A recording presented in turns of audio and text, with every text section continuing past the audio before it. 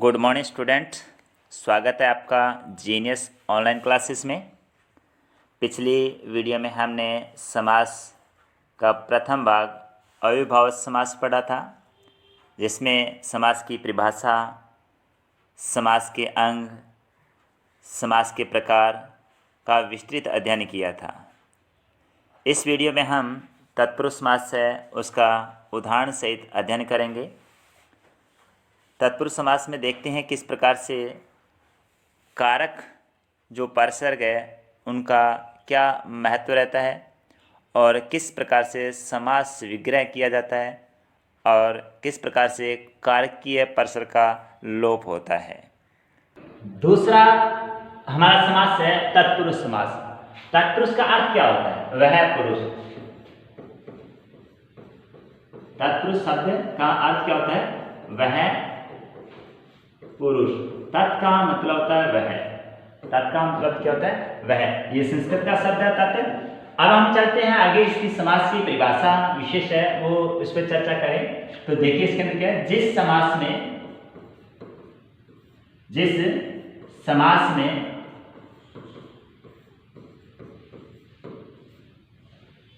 उत्तर पद की प्रधानता रहती है। उत्तर मतलब दूसरा। उत्तर का मतलब क्या है? दूसरा। उत्तर पद की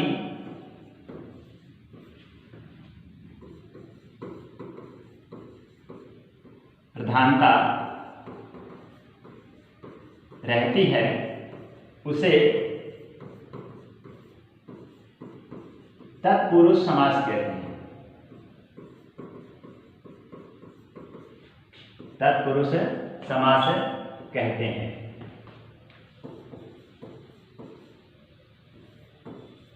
तत्पुरुष समास की विशेषता क्या होती है? इसमें कारक चिन्ह का प्रयोग किया जाता है। क्या होता है? कारक परसर्ग भी कहते हैं और इसे हम चिन्ह भी कहते हैं। जब हम परसर्ग या चिन्ह विशेष कहते हैं, जात्र से परसर्ग के रूप में ही जाना जाता है। समास के अंदर क्या है? परसर्ग के रूप में ही जाना जाता है। परसर्ग ही कहा जाता है इसको। परसर्ग का प्रयोग किया जाता है।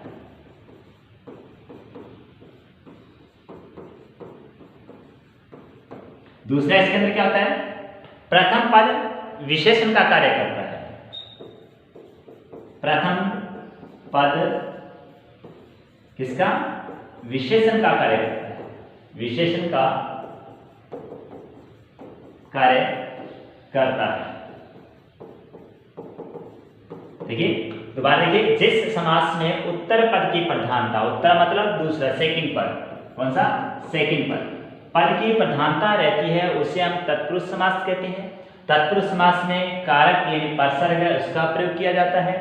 ठीक है। उसके बाद में प्रथम पद है वो विशेषण का कार्य करता है। किसका? विशेषण का कार्य करता है, उसे हम क्या कहते हैं? तत्पुरुष समास कहते हैं। अब इसके एग्जाम्पल के पर चर्चा करें।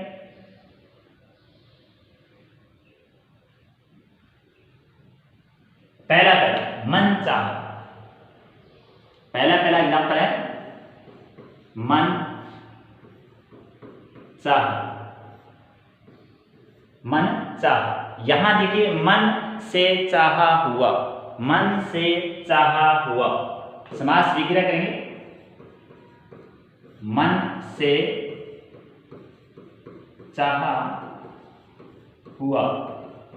देखिए यहां जो कारक चिन्ह है, दोनों पदों के बीच में से का प्रयोग किया गया। किसका प्रयोग किया गया? से का प्रयोग किया गया। ये से जो परसर्ग है, कारक चिन्ह का प्रयोग किया, इन दोनों के बीच में किसी न किसी प्रकार का जो संबंध है वो बतला रहा है। और संबंध किस रूप में बतला रहा है? ये दोनों पद है वो एक दूसरे से अलग नहीं है जब तक इसके बीच में कारक चिन्ह का प्रयोग रहेगा। केवल जब समस्त पद बनाते हैं तो कारक चिन्ह का हम यहाँ क्या करते हैं? लोप कर देते हैं। क्यों? कि दोनों पद इकट्ठे होकर के वही अर्थ बतलाएगा जो समास विग्रह में बतला रहे। मन चाहा, मन से चाहा हुआ, पूरा अर्थ बन जाएगा। उसी प्रकार दूसरा एग्जाम्पल हम करते हैं, देश निकाला। दूसरा एग्जाम्पल हमारा देश निकाला। देश और निकाला दो पद है इसके अंदर। देश और निकाला दो पद है। समास विग्रह करेंगे तो क्या लिखेंगे? देश से निकाला हुआ, देश से निकाला हुआ। यहां देखिए से कारक चिन्ह का फिर प्रयोग किया गया। किसका प्रयोग किया? से कारक चिन्ह है उसका फिर प्रयोग किया गया। तो यहाँ ये देश और निकाला दोनों पद है वो से कारक चिन्ह से जुड़ा हुआ है, से कारक चिन्ह से जुड़ा हुआ है। तो देश निकाला समास विग्रह बनेगा। अब यहाँ निकाला हुआ है लेकिन कहां से? देश से। चाहा हुआ है लेकिन किससे? मन से। यहाँ ये पद होते हैं, पहला पद होता है वो किसके रूप में? विशेषण के रूप में करेगा। चाहा हुआ लेकिन किससे? मन से। निकाला हुआ कहां से? देश से। तीसरा एग्जाम्पल हमारा गंगा जल। तीसरा एग्जाम्पल हमारा क्या है? गंगा जल। गंगा जल, जल है लेकिन किसका है? गंगा का। तो गंगा का जल, गंगा का जल, जल है। जल की विशेषता क्या है? कहाँ का जल है? गंगा का। तो यहाँ गंगा शब्द क्या है? जल की विशेषता दिलाएगा। इस जल शब्द है उसकी विशेषता। और बीच में किसका प्रयोग किया है? कारक चिन्ह का परसर का प्रयोग किया गया। इस कारण से यहाँ भी कौन सा समास होगा? तत्पुरुष समास। तत्पुरुष की पहचान यहीं से हो जाती है जहाँ परसर का प्रयोग, कारक चिन्ह का प्रयोग से यहाँ भी का। नेक्स्ट है अपना चौथा एग्जाम्पल हवन सामग्री। हवन सामग्री, हवन और सामग्री दो पद है यहाँ। कौन कौन से? हवन और सामग्री। सामग्री तो बहुत प्रकार के होते हैं लेकिन किसके लिए? हवन के लिए। तो यहां लिखा है हवन के लिए सामग्री, हवन के लिए सामग्री। यहां देखिए हवन और सामग्री उसके बीच में किसका प्रयोग किया गया? के लिए का प्रयोग किया गया। के लिए ये कारक चिन्ह है संप्रदान कारक है। कौन सा कारक है? संप्रदान कारक है। संप्रदान कारक का प्रयोग करके दोनों पदों को हमने क्या किया? समास विग्रह किया। तो यहाँ सामग्री है लेकिन किसके लिए? हवन के लिए। तो यहाँ ये शब्द क्या करेगा? विशेषण का कार्य करेगा और सामग्री विशेषण के रूप में जानी जाएगी। पांचवा एग्जाम्पल है जलपरी। जलपरी, परी है लेकिन किसकी? जल की। परी है लेकिन किसकी?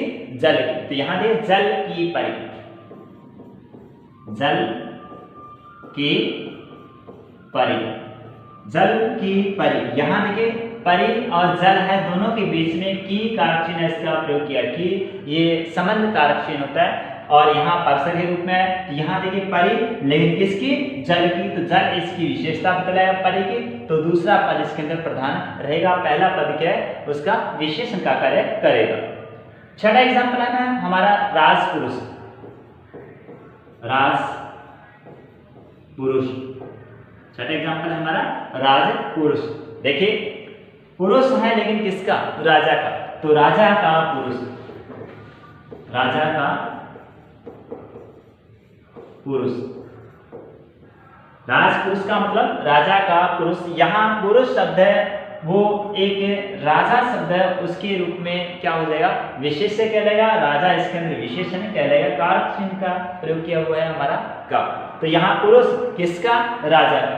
तो यहाँ राजा शब्द है विशेषण और पुरुष शब्द है विशेष्य के रूप में प्रयुक्त हुआ होगा। अब यहाँ देखिए दोबारा देखिए तत्पुरुष समास में। तत्पुरुष समास में आपको बताया था कि इस समास में एक पद विशेष्य और एक विशेषण के रूप में आता है, लेकिन उसकी विशेषता किसके रूप में? कारक चिन्ह है उसके रूप में आई। कारक चिन्ह है वो बीच में आया, दोनों पदों के बीच में। कारक चिन्ह का जहां प्रयोग हुआ वो तत्पुरुष समास का उदाहरण माना जाता है अधिकतर। किस तरह से? जैसे मन से चाहा हुआ, ये से कारक चिन्ह का प्रयोग हुआ।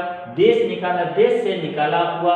गंगा जल, गंगा का जल। और हवन सामग्री, हवन के लिए सामग्री। और जल परी, जल की परी। और नेक्स्ट एग्जांपल हमारा था राजपुरुष, राजा का पुरुष। तो यहाँ देखिए का या की या के लिए या से का प्रयोग सारे क्या है? परसर्ग है। और परसर्ग का प्रयोग होकर के तत्पुरुष समास है वो समास विग्रह के रूप में जाना जाता है। तो यहाँ ये 6 एग्जाम्पल थे, 6 तत्पुरुष समास के। और तत्पुरुष की विशेषता परसर्ग हो। तत्पुरुष के जो उपभेद थे यानी कारक के आधार पर, यानी किसके आधार पर? कारक के आधार पर। उस भेदों पर हम चर्चा करें तो पहला हमारा कर्म तत्पुरुष है, दूसरा करण तत्पुरुष है, तीसरा संप्रदान तत्पुरुष है, चौथा अपदान तत्पुरुष है, पांचवा संबंध तत्पुरुष है और छठा अधिकरण तत्पुरुष है। यानी कारक जो परसर्ग होते हैं उसके आधार पर तत्पुरुष को अलग अलग भागों में बांटा गया है। कई बार क्या होता है, एग्जाम्पल हमारा दे दिया जाता है और उस एग्जाम्पल को क्या यदि पूछा जाता है नीचे कारक के आधार पर यानी परसर्ग उसके आधार पर तो कौन सा तत्पुरुष है, तो कर्म कारक यानी को कारक चिन्ह का जहां प्रयोग किया जाता है वो कर्म तत्पुरुष होगा। ये दोनों पदों के बीच में को कारक चिन्ह उसका प्रयोग किया जाएगा, वो कौन सा कर्म तत्पुरुष होगा। कर्म में के द्वारा या फिर से का प्रयोग होता है, के द्वारा या फिर से का प्रयोग होता है, वो हमेशा कर्ण तत्पुरुष होगा। संप्रदान के लिए के लिए का प्रयोग होगा, किसके लिए, के लिए का प्रयोग होगा, वो हमेशा कौन सा होगा, संप्रदान तत्पुरुष होगा।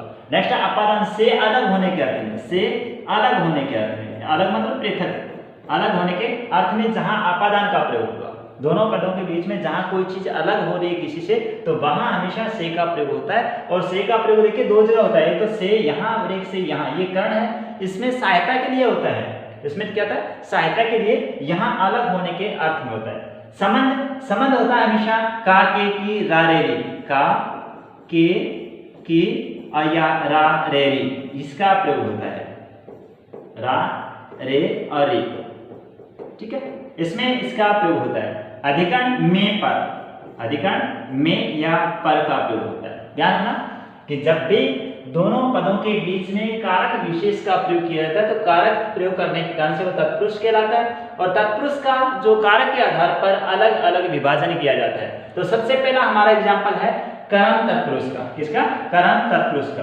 कर्म तत्पुरुष में पहले एग्जाम्पल ग्राम गत, तो क्या लिखेंगे, ग्राम को गया हुआ, गत मतलब गया हुआ और आगत मतलब आया हुआ, गत मतलब गया हुआ और आगत मतलब आया हुआ। तो यहाँ देखिए को कारक चिन्ह का प्रयोग हुआ है, किसका, को कारक चिन्ह का प्रयोग हुआ है, इस कारण से इसमें कौन सा तत्पुरुष होगा, कर्म तत्पुरुष होगा। दूसरा हस्तलिखित, हाथ के द्वारा या फिर कहते हैं हाथ से, हाथ के द्वारा या हाथ से लिखा हुआ, लिखा हुआ, हाथ के द्वारा या हाथ से लिखा हुआ। तो यहां देखिए के द्वारा का प्रयोग हुआ है, इसका मतलब ये कौन सा होगा, कर्ण तत्पुरुष होगा। क्यों, यहाँ के द्वारा से कर्ण तत्पुरुष का प्रयोग किया जाता है। संप्रदान, गौशाला गायों के लिए, गायों के लिए, शाला, शाला मतलब घर या रहवास या निवास स्थल, गायों के लिए शाला, तो यहाँ के लिए का प्रयोग किया गया।